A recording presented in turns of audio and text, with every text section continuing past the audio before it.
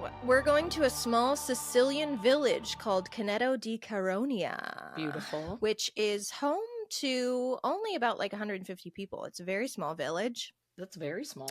And it got even smaller in 2003 and 2004 because many people in that village had to abandon their homes due to strange, unexplained fires. Okay, tell me more. Fires in their home, on the land, on their pets. All of the above. It started on December 23rd, 2003 in the home of Antonino Pezzino when his television randomly exploded. Sure. Similar reports, sure. Yeah, why not? Of course. Similar reports started coming in from all over the village. Fuse boxes, air conditioners, kitchen appliances, computers, and even electronic car door locks were spontaneously blowing up. And it wasn't, wait, what time of year was this? It's not like extreme heat. Like there's no reason for this. No. At all. It was December 23rd. Oh, and like the opposite. Italy, yeah, and this village in Italy has a very mild temperature anyway, like all year round. Okay. Like there's no extreme heat or extreme cold. Okay. On February 9th, 2004, 2 houses burned down in Viamar, and the mayor declared a state of emergency and issued an order to evacuate the 39 residents from their homes and into the town's only hotel. Wow, that's huge. The Italian power utility company even cut power to the town in order to put a stop to the fires. But they started anyway. No, so even without electricity. Without power. Okay. No electricity. Yep. They were just starting spontaneously. That's insane. From January to March of 2004, 92 fires were reported. 92 in that short time. 92 in 3 months in 2004. Okay, that's so wild and woolly, I will say. An investigation was launched by the local prosecutor in February of that year, and by March, they had already witnessed malfunctions in compasses, electronics in cars, and even cell phones. So by April, the government formed a research group. The team had cooperation from the nation's armed forces, the police, as well as the utilities companies. And that team, the team that they put together, reported anomalous electromagnetic activity, unexplained lights, and even one of their helicopters losing power and had strange rotor damage once they landed it and safely got it to the ground. Even up in the sky if you're in this area. Interesting. Yeah. So not even in the sky are you safe. Scientists from the National Research Institute investigated as well with the support of NASA physicists. So NASA got involved. The big guns were coming in. They did not know what the fuck was going on. I mean, truly, this is baffling. This is wild. It's so crazy. In the end, the town was investigated by scientists, engineers, police, the government, and even paranormal research groups, but no one ever figured it out. What? No one knows? No one knows to this day. There are theories, and we're going to talk about them. Okay, I need every theory. So I'm I have no idea. Why? EMF readers off the charts on this investigation. The electromagnetic energy that was happening was absolutely insane, to the point where it was causing hundreds of fires. So, do you know the name Father Gabriel Amorth? No, I don't. Okay. Should I?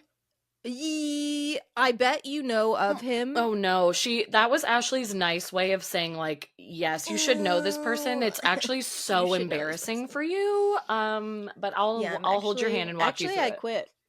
Actually, the podcast is over and no. Okay. Tell me. No, I need the podcast at this time. If the podcast ends right now, I will lose my fucking mind. It's therapy. It's my only therapy. So. Okay, tell me. Father Gabriel Amorth. He's most famous for being the Pope's exorcist. They made a movie about him. Yep. Okay. This is ringing bells now. Yeah. There's actually a documentary that came out a year after he died called The Devil and Father Amorth. It follows some of his many exorcisms. Now, he naturally believed that this was the work of the devil. Sure. And he urged the local parish priest, Don Antonio Cipriani, love him. I love the Italiano. Italian names are just next level. They really are. So he urged this local parish priest, Cipriani, to take action. But Cipriani and the residents got together and decided that they would let the scientists have the first go at the investigation. It's the most progressive thing the Catholic Church has done in 200 years. Truly, my goodness. Like, you let science take the wheel? We're just going to let them investigate it, and if they can't solve it, maybe we'll bring in, the big guns and have an exorcism. Then we're going to go for the exorcist, but like, I guess for science can take a stab at it. That's fine.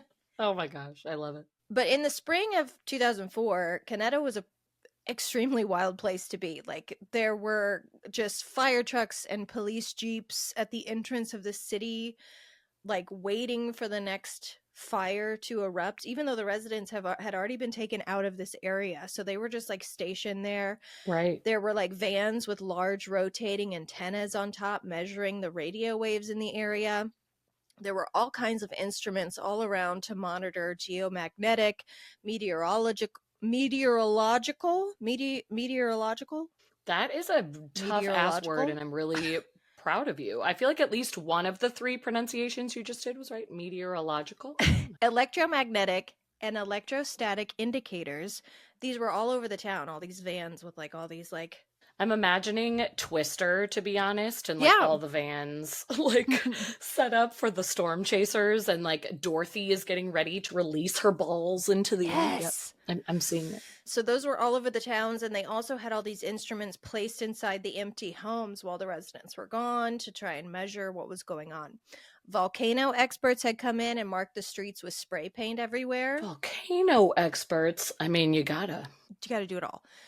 Weird time to be there. It's literally, it had to have looked like a disaster movie, like end of the world type shit. Sure, yeah. Like I said before, Italy's big utility company, they were called Enel, they cut off electricity to the town and hooked it up to a generator. The generator caught fucking fire. Of course. The generator caught on fire. Did. I can't. It's like, this is all we have, and it catches fire. It caught on fire. They couldn't keep anything from starting on fire. Like I said, no one knows why it happened. One of the theories is that there was a buildup of electrical energy caused by grounding wires, or possibly a super rare natural phenomenon that caused surges of electricity to rise from the Earth's core. Sure. Okay. That sounds like it is the end of the world, though. I'm like, should we be looking into that more? Okay. The volcano experts were there because obviously there are volcanoes in the vicinity, but like there are underground volcanoes, so they were like, maybe there's an underground volcano that's about to erupt, but that wasn't the case either. Doing its thing. Oh my gosh. What?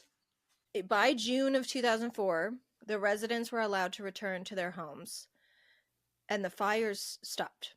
They just stopped. They were like, we had our season, we're all set. But then, in 2014, the fires started again. But, oops, this one had a much more natural explanation. Once the fires restarted, the Italian military police installed hidden cameras in the streets, and they ended up arresting Giuseppe Pizzino, a 26-year-old pyromaniac who was charged with arson, conspiracy to commit fraud, and sounding a false alarm. Giuseppe! Ooh, do you think Giuseppe was like, let me build off of these random fires that nobody knows about, and I'm just gonna like get away with this? Possibly. Which, if you're like a scammer and a schemer, that wouldn't be a bad idea. Truly. I don't know what it gets you, but... Yeah, just... your love of fire setting. He and his father were implicated in over 40 fires that year. So they set 40 fires, but luckily... Ew! They were caught. Unfortunately, the fact that they did this has led skeptics to believe that the initial fires that happened 10 years prior had to be arson as well. But even the police in the area were like, no way, Jose. Those fires had That doesn't add up. plenty of witnesses to attest. They started Yeah. spontaneously in their homes. I was gonna say, yeah, that doesn't add up. So the fires remain completely unexplained to this day. Even the paranormal investigators who went in, obviously they said, the electromagnetic readings are crazy town. They're wild sauce, but like they never found a demon that they could exorcise. Bummer. I know we all like to pin it on the demons, but they never found any like natural phenomena that it could have been. it wasn't the underground volcanoes. Mm-mm. It wasn't the power. The generator was attacked, but the generator was attacked like because of the power. That is so wild, especially that it just ended so abruptly. It's like, stopped. what is going on there? There has to be some natural phenomenon, I would think, that just like maybe is impossible to study. Like we just don't have any way of measuring it because it didn't fall under meteorologists or volcanists. I don't know, but yeah, I mean, there's a shit ton of stuff we still don't understand about our world and our universe that it could have, been, but we don't know what it was. This reminds me though, there's a new show on Netflix. There's a new series. I don't know what it's called. It's alien something, UFO investigation, alien exposed something. Investigation Alien. It's on Netflix right now. But there was a town in Brazil that I want to say it was in the 70s or the 80s, wherein hundreds of people were burned by lights in the sky.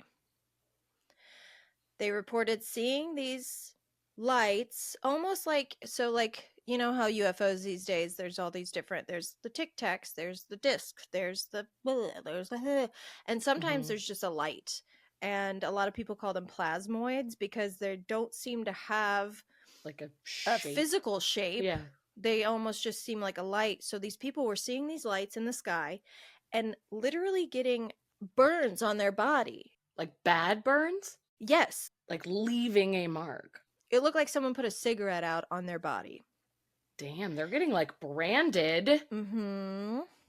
So here's the thing, like UFO, I don't know, but something was occurring in the sky or in the atmosphere or whatever that was sending some sort of energy down and burning people. And this happened to hundreds of people. It sounds similar to the burn, to be honest. Yeah, like it almost feels like a warning in a way of like the like spontaneous combustion fire situation, and then also like people randomly getting burned. I'm like, is this the warning that we're getting from the Spider Queen, who is you from your alien theory? By the way, I have saved 2 additional spiders in that bathroom. I don't know what's going on in that bathroom. I've looked around to be like, is there like a nest? The word has gotten out that you'll be saved if you go there. I saved one from my shower and another one from my sink. I don't see a lot of spiders because of my brutal murders to them, and so they hide from you, and now they're just coming out of the woodwork. I don't have a lot of spiders in my house. I see spiders in 0 other rooms. I don't see them in my office. Nowhere else. Can't spiders come up drains? I feel like drains are a thing for bugs. I don't know. Do they like moisture? No, that's not them. There's an animal. There's a creature that likes. There are creatures that like moisture for sure. I don't think Spiders it's arachnids. I don't. No, I don't think it is either. But yeah, it feels like some kind of warning is what I was getting at. Of like, we see you. We're gonna burn the shit out of you, and then they go away because I'm like, it's always this temporary weird. Well, and that's why I wonder if it is intelligent or if it's something about our atmosphere and our world that we just don't know anything about yet because we haven't discovered it. You don't know that this is existing and like this is hurting you, and I don't know.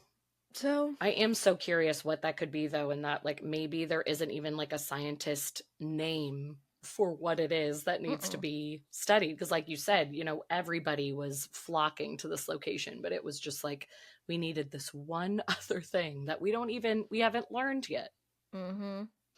Maybe What? Maybe he was a demon. Maybe he was a demon. I mean, we didn't perform an exorcism. Honestly, are we like changing teams? I'm changing it could be teams. a demon. I'm going full Christian at this point. After the week I've had. I was gonna say. Praise Jesus. I know. I'm like, I won't ask any more questions. Like we are officially in our era of like, all right, fine. All right. Our God. It hasn't been going well for us. Awesome So. God, He reigns. He reigns from heaven above. Oh. Wouldn't that be crazy? That would be a really crazy heel turn if all of a sudden we were like, actually, we denounce witchcraft and we are Christians now, fully. Look, Jesus like won't leave my face. Okay, there we go. I was like, I couldn't get out of my flash of light. Usually it happens a lot quicker than that. That was Jesus. That was an angel. That was the Holy Spirit, babe.